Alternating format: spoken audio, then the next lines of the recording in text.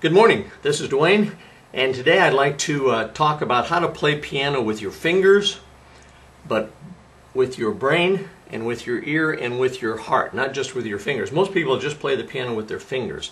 Well, we all play the piano with their fingers. When we learn to play piano, we have to play the notes, of course. But most people stop there. They learn how to read music and they can play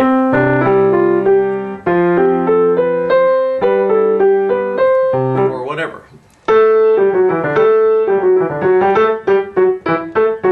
They get good at playing things like that, but they could even play things like this, or maybe. But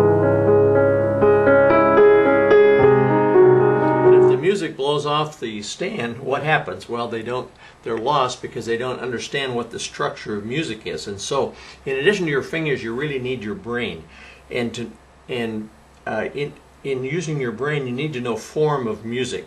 The form of music and chords and chord progressions, how songs are locked together in various forms, and then how chords are made and how chords progress.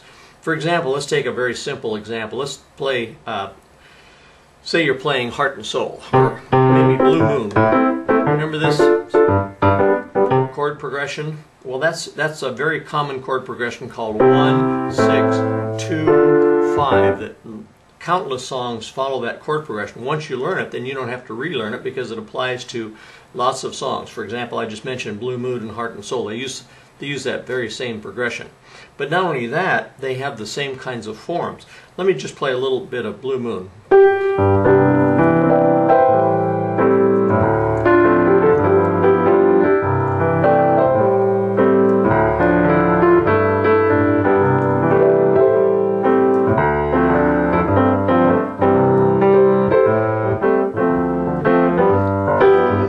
So the section I just played was 8 bars, 8 measures. Now it does it again.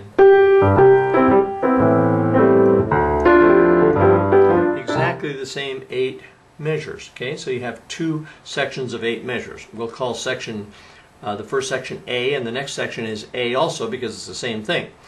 Now the middle section is called section B.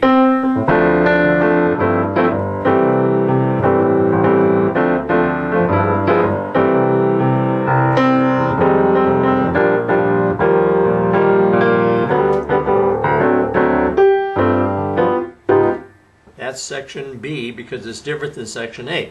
Now we come back to section A.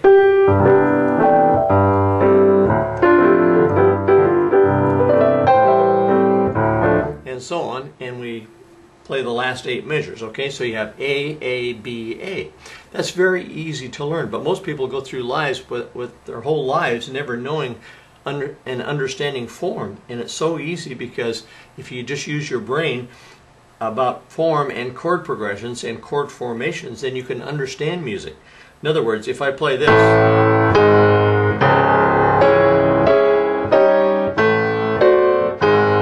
I don't have the slightest idea of what chords I'm playing. I don't know that C sharp minor just turned upside down, or Moonlight Sonata for that's C sharp minor also. Okay, and there's the 5/7 chord.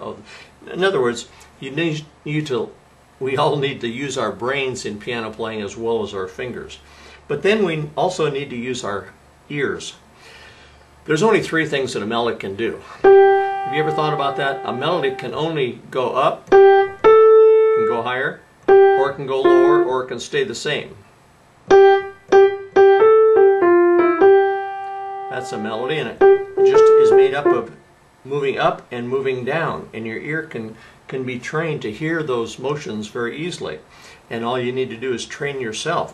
There's many courses you can take on ear training, and I recommend you do that, but you don't need to. You can sit at home and plunk out notes like that and teach yourself that that's a second. And so anytime you hear that sound, that's an interval of a second. Anytime you hear that tone, it's an interval of a third.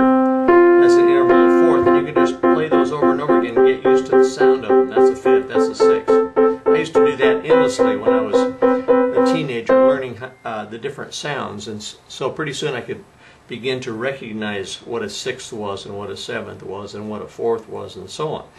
And once you start integrating your ear, what you're hearing, with your brain, what you know about chord progressions and form and music, and your fingers, then it starts to make sense. But the whole package doesn't come together until you learn to play piano with your heart. In other words, many people just play it mechanically, you know.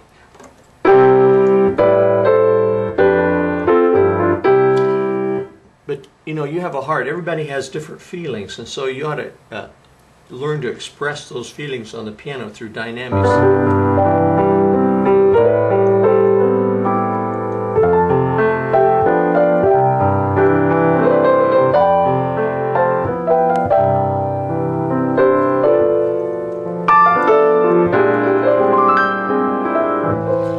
So you get some expression into your playing through dynamics. You get louder, you get softer, you use the pedal more, you use the pedal less, you get faster, you get slower. You know, let your heart dictate how the music flows, okay? So, yes, fingers are important. You gotta have finger dexterity to play any kind of music, whether it's classical or jazz or whatever, okay? You have to, you know, you have to be able to have those chops. But then you have to train your ear too to hear what you're playing, and you have to know what the guts of music are through chords and chord formations and intervals and form in music, as we were talking about. And then you have to apply your own feelings and your heart to it. And if you do that, then you'll be a complete piano player. And I hope that'll be your goal in life. And so thanks for being with me, and we'll see you again soon. Bye-bye for now.